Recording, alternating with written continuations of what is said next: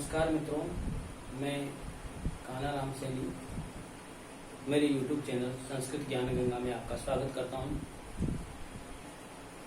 अच संधि प्रकरण हम पढ़ रहे थे और अच संधि प्रकरण में अब तक हमने जन संधि और अयादि संधि इन दोनों संधियों के लघु सिद्धांत कौमुदी में जितने भी सूत्र थे उन सूत्रों का विस्तृत अध्ययन किया गया था। अयादि संधि के तुरंत बाद में जो लघु सिद्धांत कौमुदी में जो पढ़ी गई है, जो आती है, वो गुण संधि है। गुण संधि का अध्ययन हम आज से इस वीडियो से प्रारंभ कर रहे हैं। तो लघु सिद्धांत कौमुदी में जो अयादि संधि के तुरंत बाद में जो सूत्र पढ़ा गया है वो संज्ञा सूत्र है। वो सूत्र है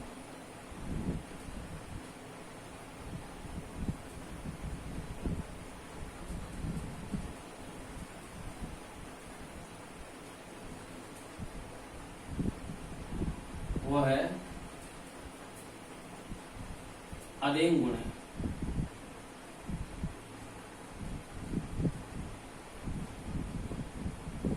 अदेंग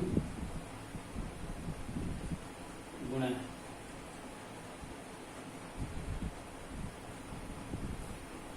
हम इस सूत्र को देखते हैं लघु सिद्धांत कौमुदी में, तो इस सूत्र के तुरंत बाद में एक संख्या लिखी हुई है। वो संख्या लिखी हुई है 1, 1, 2। इस संख्या का अर्थ यह है कि यह सूत्र अष्टाध्याय में प्रथम प्रकरण के प्रथम पाद का दूसरा सूत्र है। यानी मैंने आपको जो पहला मेरा वीडियो पढ़ाया था उसमें मैंने बताया था, आपको व्याकरण का सामान्य परिचय देते समय मैंने बताया था कि अष्टाध्याय का जो प्रथम सूत्र है वह है वर्धिर रादेश, यानी उसकी संख्या है 1, 1, 1, यानी वो अष्टाध्याय का प्रथम सूत्र है। और जो ये सूत्र है इसकी संख्या 1, 1, 2, यानी ये अष्टाध्याय में वर्धिर रादेश जो पहला सूत्र है उसके तुरंत बाद में पढ़ा गया सूत्र है, इसलिए इसका जो क्रम आया है वो 1, 1, 2। ये अष्टाध्याय का दूसरा सूत्र है। अब यदि हम इसको विखंडन करते हैं इस पे, तो ऐसा विखंडन होता है अद, अत, एंग, गुण। इस प्रकार से इसमें 3 वर्ण मिलते हैं, अत, एंग और गुण। अत से एक वर्ण का ग्रहण होता है, वह है ए।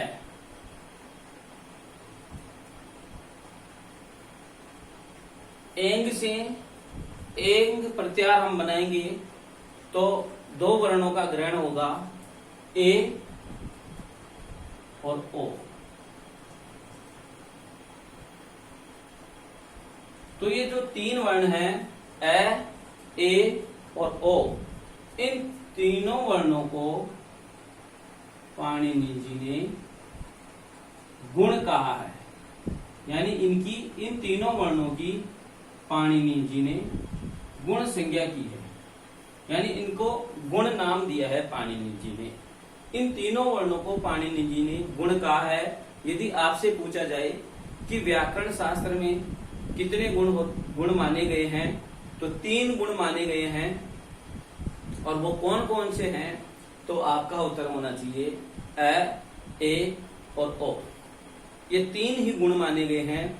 आपको ऐसे कंफ्यूज नहीं होना चाहिए कि अरे यदि ऑप्शन में दिया हुआ हो तो पाणिनि जी ने अर को गुण नहीं कहा है। पाणिनि जी ने अर को गुण नहीं कहा है, ये आपको ध्यान रखना है। अर गुण नहीं होता है, गुण तो ए ही होता है। पाणिनि जी ने ए को ही गुण कहा है, अर को गुण नहीं कहा है, ये आपको ध्यान रखना चाहिए। तो ये विखंडन किया उसके बाद में यदि हम वृत्ति देखते हैं इसकी, तो वृत्ति हमें इस प्रकार से मिलती है कि अद एंग च गुण संज्ञे शात।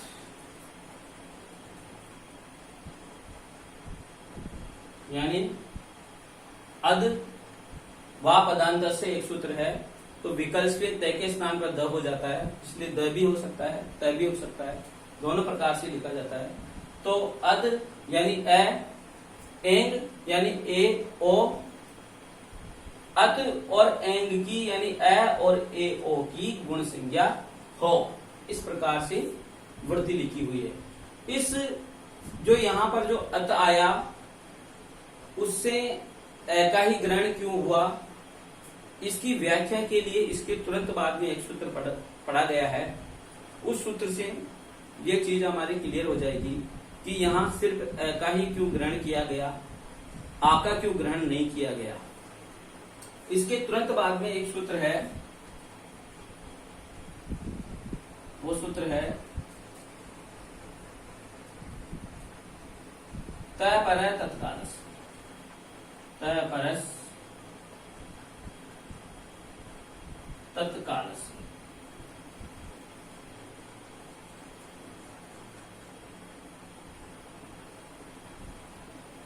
ये सूत्र पढ़ा गया है।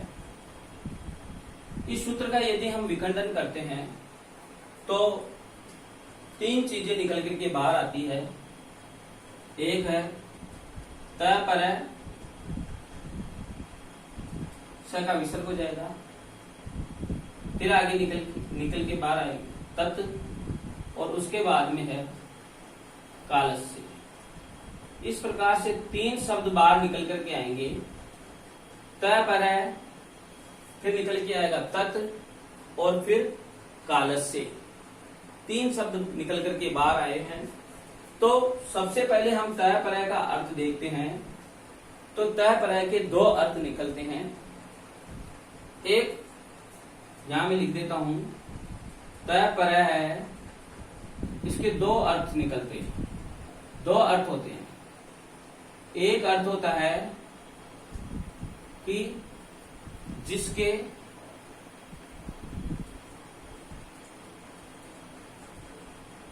तय, जिसके पर में हो, पर में हो। एक अर्थ तय पर का यह होता है कि तय जिसके पर में हो, वो क्या कहलाएगा, तय पर है। एक और अर्थ इसका तय पर का निकलता है कि तय से पर में जो हो, यानी तय से पर में जो हो वह भी तय पर कहलाएगा। यानी यहाँ पर दो अर्थ निकलते हैं तय पर के। एक अर्थ तय जिसके पर में हो वो भी तय पर कहलाएगा, और तय से जो पर में हो वह भी तय पर कहलाएगा। इस प्रकार तय पर के दो अर्थ निकल करके हमारे सामने आए। तत् यानी उसी, उस तत्कार होता उसी, कालस से यानी काल का होगा। इसका सूत्र का अर्थ हम देखते हैं तो यह होता है कि तय जिसके पर में हो या तय से जो पर में हो उनका अर्थ उसी काल का होता है। इस प्रकार से इसका अर्थ हुआ इस सूत्र का। हम वृत्ति के द्वारा भी इसका अर्थ समझने की कोशिश करते हैं कि वृत्ति में क्या लिखा हुआ है। हम वृत्ति इसकी देखते हैं तो वृत्ति में लिखा हुआ है कि तय परो यस्मात् से, तय परो यस्मात् स, यानी तय जिससे जिसके पर में हो, ऐसा। तो मैंने आपको जो अर्थ बताया था कि तय जिसके पर में हो, वह संस्कृत में यदि लिखा जाएगा तो इस प्रकार से लिखा जाएगा कि तय परो यस्मात् स, तय जिसके पर में हो वह। और जो दूसरा अर्थ आया मैंने बताया था हिंदी में आपको कि तय से पर में जो हो, उसको यदि संस्कृत में हम लिखते हैं तो इस प्रकार से लिखा जाएगा तात परश्च। तात यानी तय वर्णात् परश्च। इस प्रकार मैंने जो आपको तय परय का जो दो हिंदी अर्थ बताया है, उन दोनों हिंदी अर्थों को यहाँ पर वृत्ति में लिखा हुआ है। पहला हिंदी अर्थ बताया था हमने, तय जिसके पर में हो, वो संस्कृत में इस प्रकार से लिखा जाएगा कि तय परो यस्मात् स। और दूसरा हिंदी अर्थ बताया था मैंने आपको तय परय का कि तय से पर में जो हो, तो तात परश्च, यानी तय से पर में जो हो। इस प्रकार तय परय का अर्थ इतना हो गया है। उसके बाद तत्काल से इसका अर्थ वृत्ति में लिखा गया है कि उच्चार्यमाण समकालस्य एवं संज्ञा स्यात्। तो हम इसके बाद में उच्चार्यमाण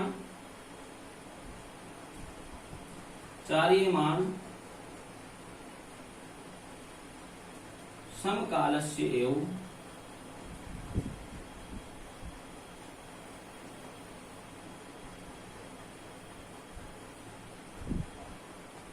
संज्ञा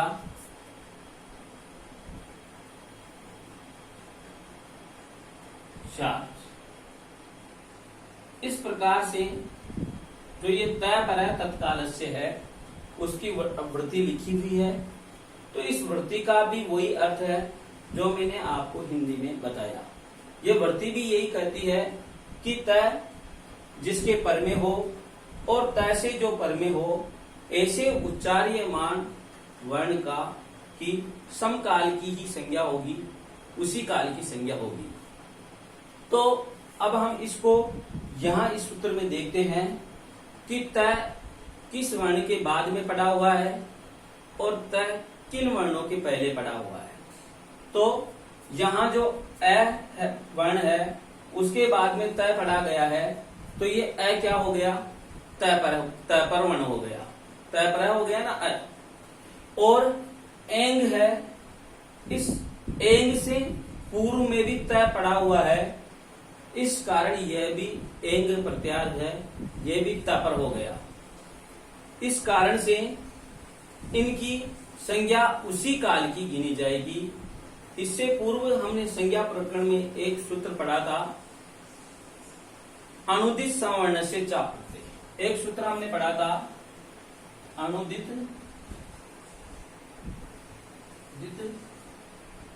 सवर्ण से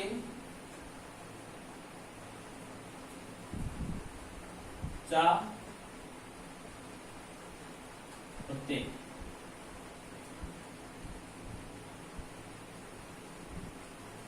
यह सूत्र कहता था कि अण और उदित जो अप्रत्यय हो, ऐसा अण जो अप्रत्यय हो और उदित कु चू टू टू कु ये सब उदित कहे गए हैं।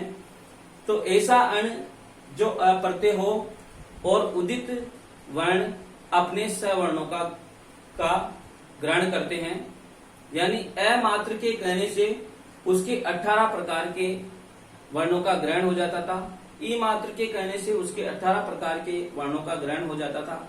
ए मात्र के कहने से उसके जो 12 प्रकार मैंने बताए हैं उनका ग्रहण होता था।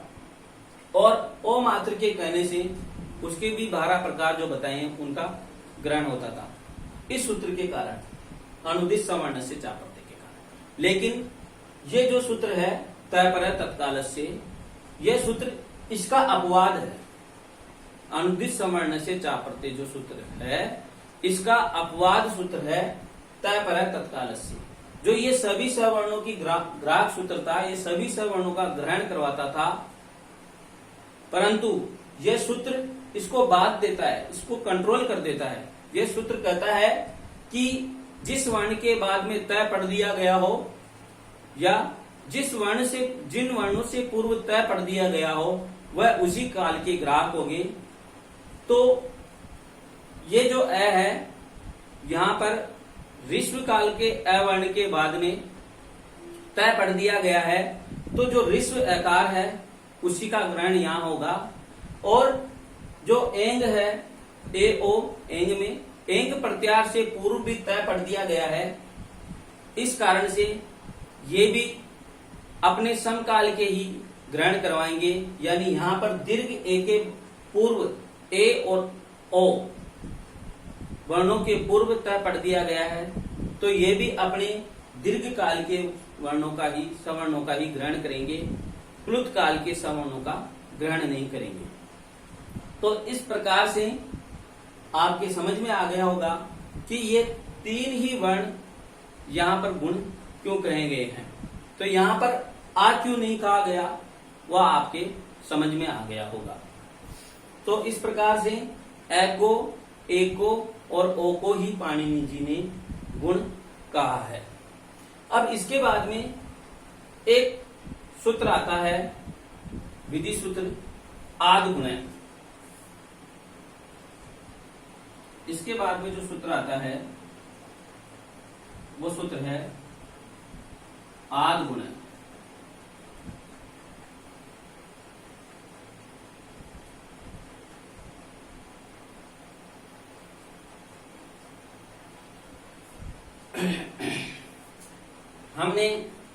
मैंने पहले भी बताया आपको कि अंत में तय का दय हो जाता है विकल्प से, तो इसको हम आद गुणय भी हो सकता है ये, और आद गुणय ऐसा भी हो सकता है। तो आपने यहां देखा होगा, देख रहे होंगे कि हमने जस्ट ऊपर पहले तय पर तत्काल से पढ़ा है और इस सूत्र को यहां लागू किया है अत में, एंग प्रत्यार में, इन दोनों जगह हमने लागू किया है। तो तुरंत बाद में ये पढ़ा हुआ है आद गुणय। तो यहां देखते ही ये संदेह हो जाता है, ये संशय हो जाता है कि यहां पर भी तय पर का ग्रहण कर लिया है, ये सूत्र लागू हो जाएगा। परंतु आपको ये मैं बता देना चाहता हूं, ये निश्चित कर देना चाहता हूं कि यहां पर ऐसा नहीं पढ़ा गया है। यहां पर तय पर में नहीं पढ़ा गया है। यहां पर जो तय आया है उसका मूल कारण है पंचमी विभक्ति। मैं आपको एक उदाहरण के द्वारा ये समझाने का प्रयास करता हूं कि यहां पर जो रूप आया है वो कैसे आया है। आपने अकारांत पुल्लिंग के कोई रूप पढ़े हुए हो, जैसे बालक। बालक शब्द की यदि हम पंचमी विभक्ति एक वचन में रूप बनाएंगे तो रूप बनेगा बालकात। पंचमी विभक्ति एक वचन में रूप बनेगा बालकात। यदि वा पदांत से सूत्र से विकल्प से हम इस तय के स्थान पर दय ऐसा भी कर सकते हैं, जो इस प्रकार का भी रूप बनता है बालकाद, ऐसा भी हम कह सकते हैं। ये दोनों रूप पंचमी विभक्ति एक वचन में बनते हैं। ये बालक शब्द के रूप बने हैं। यदि इसके स्थान पे यदि अ वर्ण के ही हम रूप बनाएं तो हमारा जो रूप बनेगा वो बनेगा आत या आद, इस प्रकार से रूप बनेगा। तो ये जो पंचमी विभक्ति का एक वचन में जो आद रूप बना है या आत रूप बना है, इसी रूप का यहां पर प्रयोग किया गया है आत। यानी इसका यहां पर ये पंचमी विभक्ति एक वचन का रूप है, यहां तय पर ये नहीं पढ़ा गया है। यहां पंचमी विभक्ति एक वचन का ही रूप है, जिसका अर्थ हो जाएगा अवर्णात्। इसका अर्थ क्या हो जाएगा? अवर्णात्।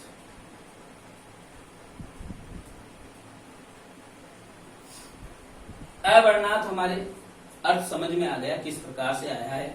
आद का अर्थ अवर्णात् ही है। ऐसा हमने समझ लिया। इसके बाद में लिखा हुआ है गुण। इसके बाद में क्या लिखा हुआ है? गुण, यानी अ वर्ण से गुण, इतना सा ही लिखा हुआ है, परंतु यह इसका पूरा अर्थ नहीं है। इस सूत्र का पूरा अर्थ समझने के लिए हमें अष्टाध्यायी में चलना होगा। इसका यदि हम वृत्ति देखते हैं तो इसकी वृत्ति बहुत लंबी लिखी हुई है और जबकि सूत्र बहुत छोटा है। तो हम इसकी वृत्ति को पहले लिख लेते हैं और फिर उसके बाद में अष्टाध्यायी के वर्णों के द्वारा उस वृत्ति, वो वृत्ति कैसे बनी है, उस वृत्ति को समझने का प्रयास करेंगे।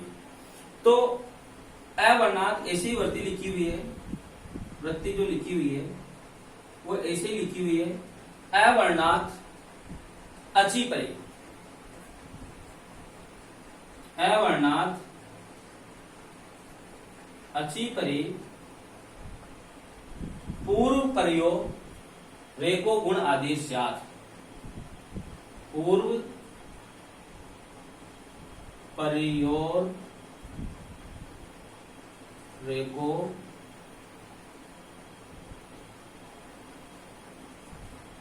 गुण आदेश जात।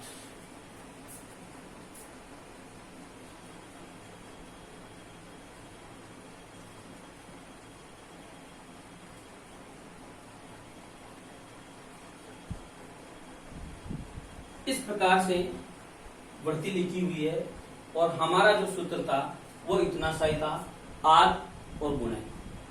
अब ये वृत्ति ऐसे कैसे आई, इसको समझने के लिए हम पाणिनीय अष्टाध्यायी में चलते हैं। ये जो आद गुण जो पढ़ा गया है उस सूत्र को यदि हम देखते हैं पाणिनीय अष्टाध्यायी में, तो इसके आगे एक क्रम संख्या लिखी हुई है 6, 1, 84। यह क्रम संख्या लिखी हुई है, यानी यह छठे प्रकरण के प्रथम पाद का 84वां सूत्र है, आद गुण। अब इससे पूर्व हम जो संधि पढ़ रहे थे वो पढ़ रहे थे इको यणची। इस यण संधि में हमारे सूत्र आया था इको यणची। उस इको यणची सूत्र का यदि हम क्रम देखते हैं तो उसका क्रम है इको यणची। ये सूत्र पढ़ रहे थे, कौन सा सूत्र पढ़ रहे थे? इको यणची। ये हमने सूत्र पढ़ा था। इस सूत्र का यदि हम क्रम देखते हैं तो इस सूत्र का क्रम है 6, 1, 74, यानी यह सूत्र इससे पूर्व पढ़ा गया है। आद ये 84 है और वो 74वां सूत्र है। तो इस सूत्र से अची जो यहां पढ़ा गया है उस अची शब्द की अनुवृत्ति इस सूत्र में आ जाएगी। तो अर्थ इतना हमारे हो जाएगा कि अवर्णात अची परे। इस प्रकार से यहां तक आपके अर्थ समझ में आ गया होगा कि ये वृत्ति है तो यहां तक कैसे बनी। उसके बाद में एक सूत्र और पढ़ा गया है, इन दोनों के बीच में एक सूत्र और पढ़ा गया है, वो है एक पूर्व प्रयोग। तो वो सूत्र एक है पूर्व प्रयोग। इस सूत्र का यदि हम क्रम देखते हैं तो इस सूत्र का क्रम है 6, 1, 81। 6, 1, 81 क्रम पे ये सूत्र पढ़ा गया है। ये सूत्र कहता है 6, 1, 81 से यह सूत्र 6, 1, 108 तक चलेगा, यानी 81 से लेकर 108वें सूत्र तक यह अधिकार सूत्र है। इस सूत्र का अधिकार चलेगा, यानी 81 से लेकर के 108 तक जितने भी सूत्र हैं उन सभी सूत्रों में एक पूर्व प्रयोग ये अर्थ अपने आप गिना चल जाएगा, यानी ये सूत्र लागू हो जाएगा, यानी इस सूत्र का अर्थ सभी सूत्रों में जुड़ जाएगा। तो जो एक पूर्व प्रयोग है उस सूत्र की जो वृत्ति में जो लिखा हुआ है पूर्व और पर, परयो रेको एको, तो ये यहां तक हमारे अर्थ आपके समझ में आ गया होगा कि पूर्व और परयो एको, ये यहां तक अर्थ हमारे कैसे हुआ। फिर गुण आदेश है स्यात्, आपके ये गुण आदेश स्यात्, यहां से अर्थ आ ही गया। प्रथमा विभक्ति में गुण कहा है तो वो आदेश ही होता है, प्रथमा विभक्ति में कहा हुआ तो गुण आदेश स्यात्। इस प्रकार से ये वृत्ति पूरी बनी हुई है। तो इस वृत्ति का अर्थ यह हुआ कि अ वर्ण के बाद अच हो, अ वर्ण के बाद अच हो। तो यहां मैं आपको एक क्लियर कर दूं कि यहां ये तय पर तत्काल से ऐसा सूत्र नहीं लगा हुआ है यहां पर, इसीलिए यहां पर जो अ वर्ण है ये सभी अपने 18 प्रकार के सवर्णों का ग्राहक हो जाएगा। तो उसमें जो अ का दीर्घ रूप है आ, प्लुत रूप है अ के आगे 3 मात्राएं, वो सभी 18 प्रकार के यहाँ गिने चल जाएंगे, वो सब सवर्णों का ग्रहण यहाँ पर हो जाएगा।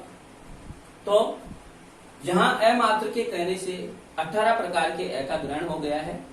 तो अ वर्णात् यानी 18 प्रकार के अ वर्ण से अचि परे, अच के बाद में होने पर, स्वर के बाद में होने पर पूर्व परयो, पूर्व वाले वर्ण और पर वाले वर्ण। अब तक हम जो सूत्र जो ऊपर जो संधि कर रहे थे, यण संधि देखो चाहे अयादि संधि देखो, उन दोनों में एक ही वर्ण के स्थान पर, पूर्व वाले वर्ण के स्थान पे ही कोई आदेश कर रहे थे।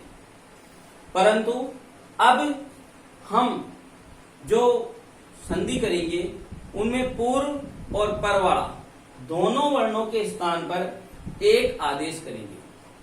तो ये गुण संधि का हम पढ़ रहे हैं, इसलिए गुण आदेश हो जाएगा।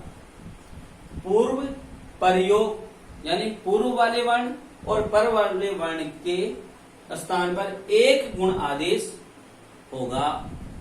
तो एक गुण आदेश होगा, वो गुण इन तीनों में से एक होगा। जहां तक आपके समस्त सूत्र, ये जो सूत्र हैं ये समझ में आ गए हैं। अब हम चलते हैं उदाहरणों में। यहाँ हमें उदाहरण दिए हुए हैं, 2 उदाहरण दिए हुए हैं, उनकी रूप सिद्धि हमें करनी है।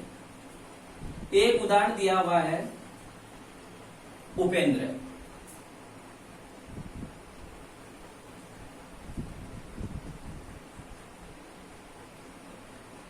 उपेंद्र शब्द का अर्थ होता है विष्णु।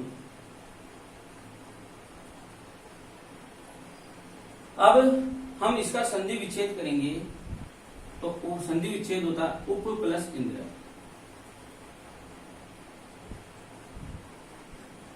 उप प्लस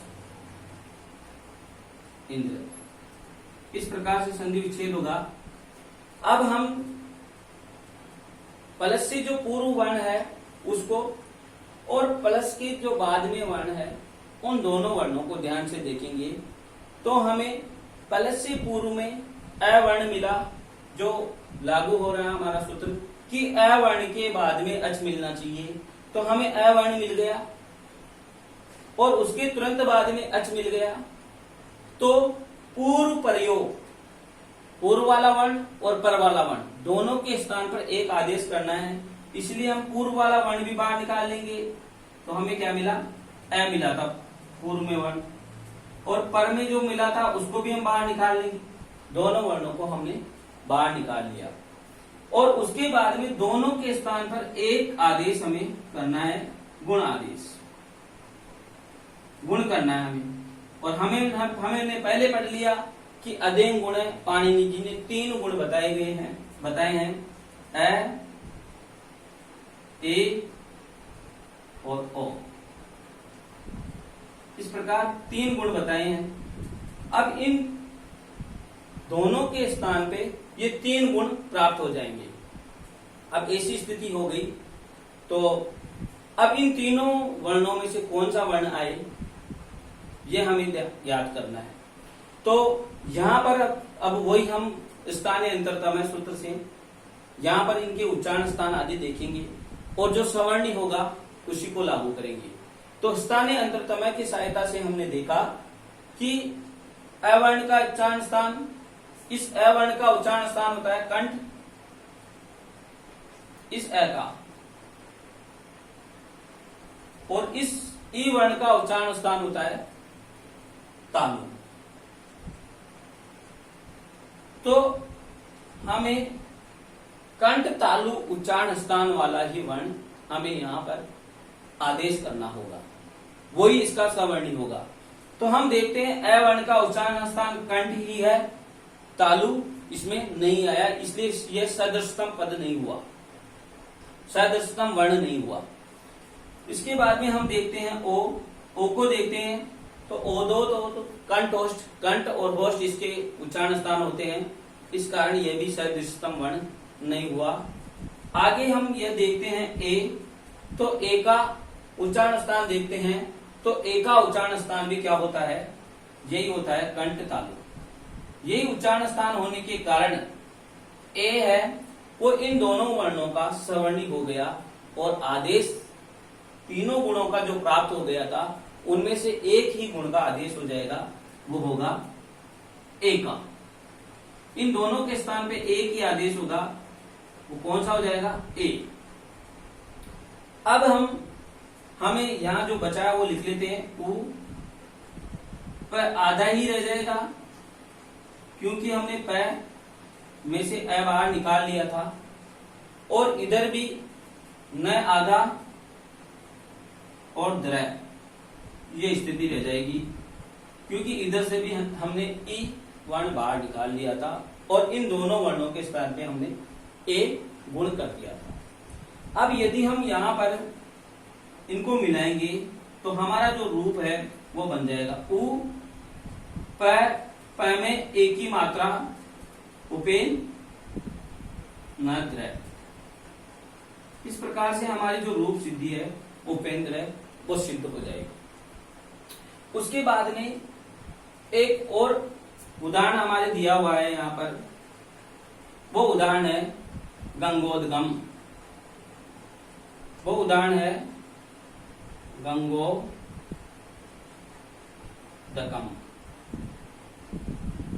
गंगोदकम। इसका अर्थ होता है गंगा का जल। उदक का अर्थ होता है जल, और गंगो यानी गंगा का जल। इसका एक शब्द में भी हम बोल सकते हैं गंगा जल। गंगोदगम का अर्थ गंगा जल होता है। तो यहां पर हम जो संधि विच्छेद करेंगे तो हमारा संधि विच्छेद होगा गंगा प्लस उदकम।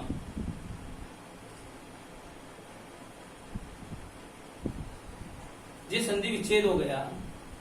उसके बाद में हम देखेंगे कि प्लस से पहले हमें कौन सा वर्ण मिल रहा है और प्लस के बाद में हमें कौन सा वर्ण मिल रहा है। प्लस से पूर्व में हमें अ या आ वर्ण मिलना चाहिए, अ वर्ण या आ वर्ण मिलना चाहिए, और प्लस के तुरंत बाद में अच मिलना चाहिए। तो हमें वही स्थिति मिल गई, यहाँ पर आ वर्ण मिला और उसके तुरंत बाद में अच मिल गया। तो हम दोनों ही वर्णों को बाहर निकाल लेंगे, क्योंकि हमें दोनों ही वर्णों के स्थान पर एक गुण आदेश करना है।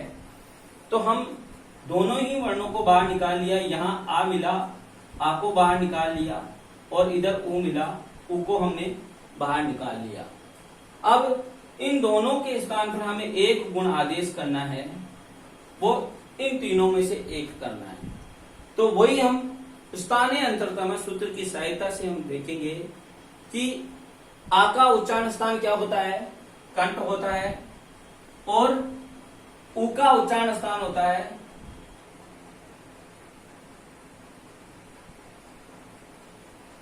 उपपद, मानिए ओष्ठ।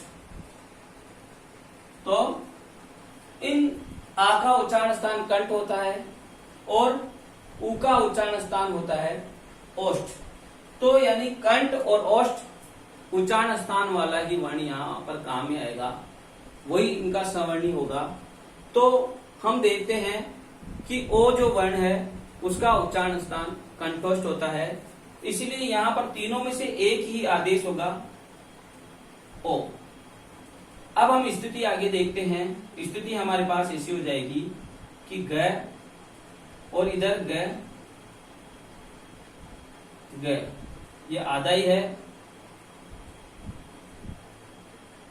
इसके बाद में वो हमने बाहर निकाल लिया था, इसलिए स्थिति द क म इतनी सी हो जाएगी।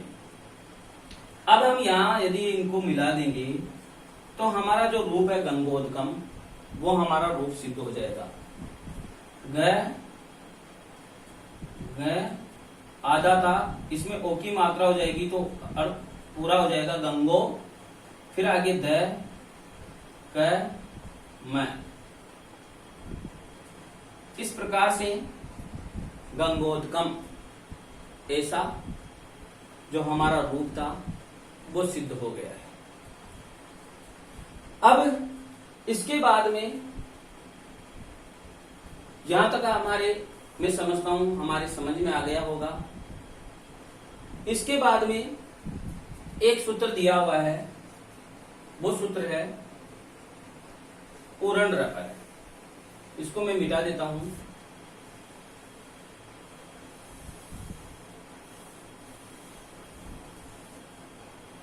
ये भी हमारे काम का नहीं है, यहां तक मैं ऐसे कैसे मिटा देता हूं,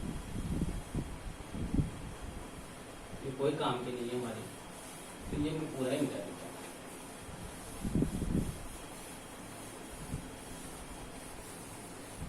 तो अब एक सूत्र होता है, एक सूत्र पढ़ा गया है, वो सूत्र है परिभाषा सूत्र है।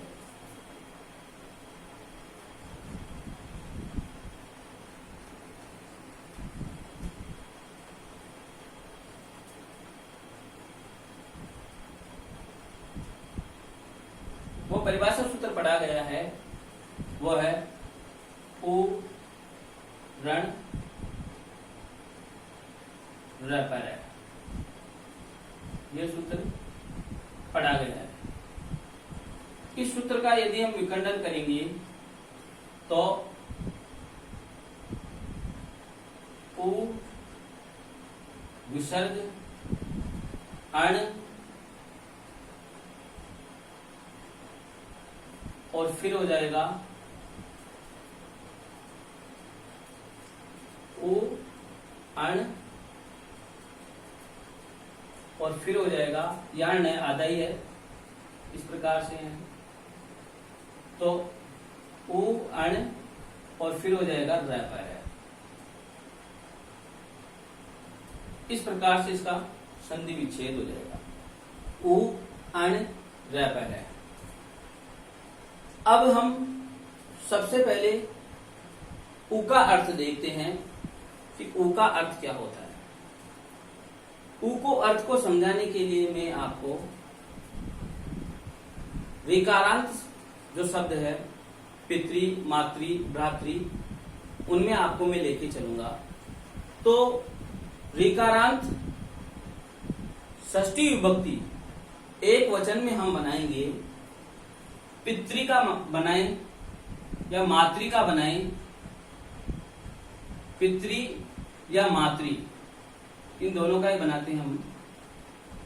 तो ऋकारांत पितृ या मातृ षष्ठी विभक्ति एक वचन में हम बनाए तो पितृ का बनेगा पितुः,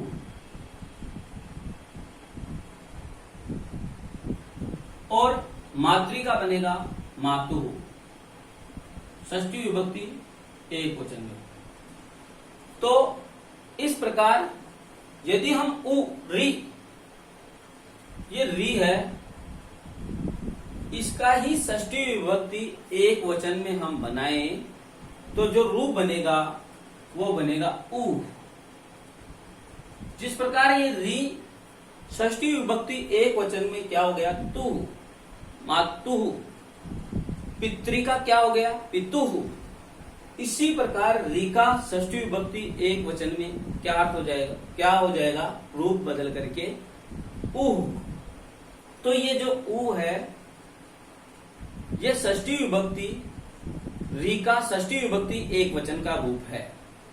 तो यदि हम इसका अर्थ देखते हैं, वृत्ति देखते हैं, तो इसका अर्थ हुआ री के स्थान पर, री के स्थान पर ये अर्थ हुआ,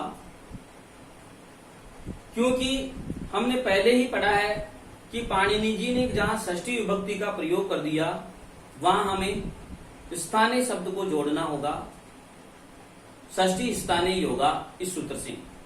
तो उ स्थाने, उ के स्थान पर, ऐसा अर्थ हो जाएगा। उ के स्थान पर यानी री के स्थान पर। अब आपको ये तो पता होगा कि हमने एक वार्तिक पढ़ी थी, री लृ वर्णियो सावर्ण्यम वाच्यम, यानी री और लृ इन दोनों वर्णों को सवर्ण माना जाए। इस प्रकार री के जो भेद पढ़े थे, री के हमने री और लृ इन दोनों को सवर्ण मान करके री के 30 भेद पढ़े थे। उन 30 भेदों में री के 18 भेद थे और लृ के 12 भेद थे। तो टोटल कितने भेद हो गए थे? 30 भेद। इस प्रकार से री और लृ इन दोनों के 30-30 भेद, यदि री कह दिया जाए तो भी 30 भेद माने जाएंगे और लृ कह दिया जाए तो भी 30 भेद ही माने जाएंगे। तो इस प्रकार से आगे जो उ का अर्थ आपके समझ में आ गया होगा कि री के स्थान पर, यानी 30 प्रकार के री के स्थान पर, री मात्र के ग्रहण करने से सभी सवर्णों का ग्रहण हो जाएगा। तो 30 प्रकार के री, जिनमें 18 प्रकार का री और 12 प्रकार का लृ, इनके स्थान पर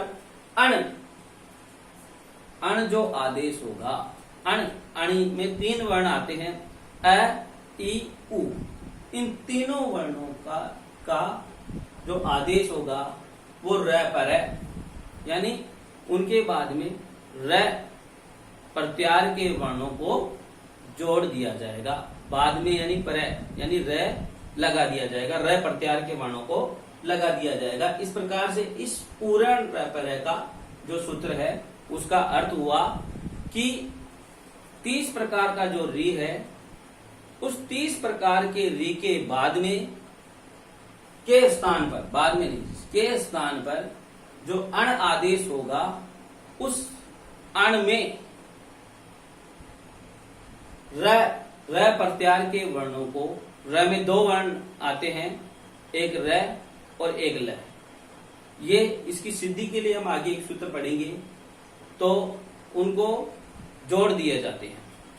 इससे पूर्व एक और सूत्र पढ़ा गया है, इसकी वृत्ति को मैं लिख देता हूं, उसके बाद में हम जो एक सूत्र पढ़ा गया है उसको भी देख लेंगे, फिर बाद में हम जो आगे जो रूप सिद्धि दी हुई है उनको पढ़ेंगे। तो इसकी वृत्ति हम देखते हैं, तो वृत्ति में लिखा हुआ है कि री, आपको पता तो चली गया होगा कि री अर्थ क्यों हुआ। यहां पर री इति, यहां पर उ है जो री का ही षष्ठी विभक्ति एक वचन का रूप है।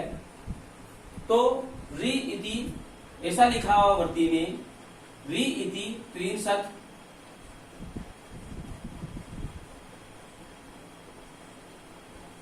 वृत्ति में लिखा हुआ है कि री इति त्रिंशत् संज्ञा विद्यते। री है जो वो त्रिंशत् संज्ञा का कहा गया है। इत्युक्तम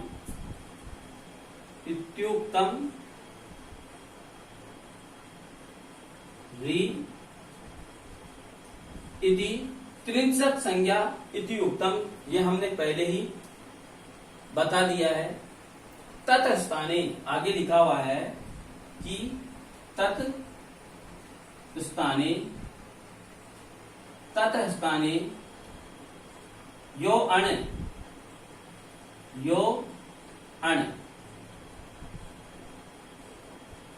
तत् स्थाने यो अण स र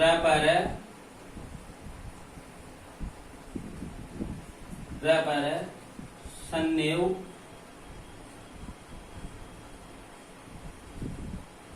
प्रवर्तते।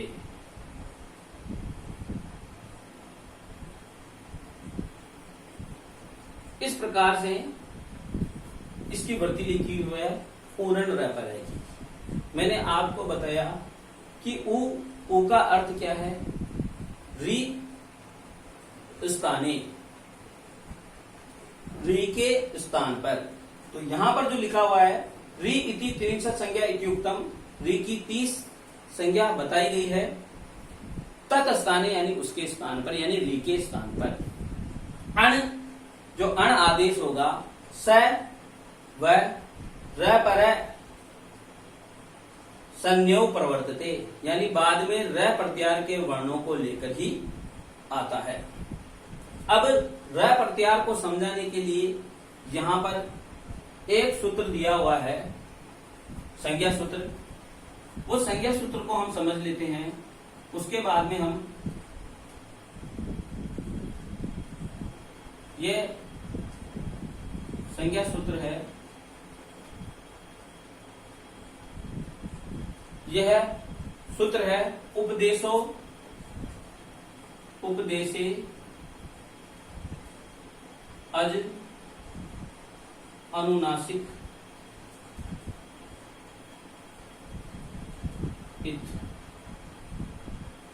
उपदेशे अज अनुनासिक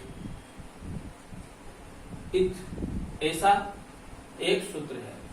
ये संज्ञा सूत्र है, इत संज्ञा करने वाला सूत्र है, लेकिन यह अचों की जो अच होते हैं, स्वर होते हैं, उनकी इत संज्ञा करने वाला सूत्र है।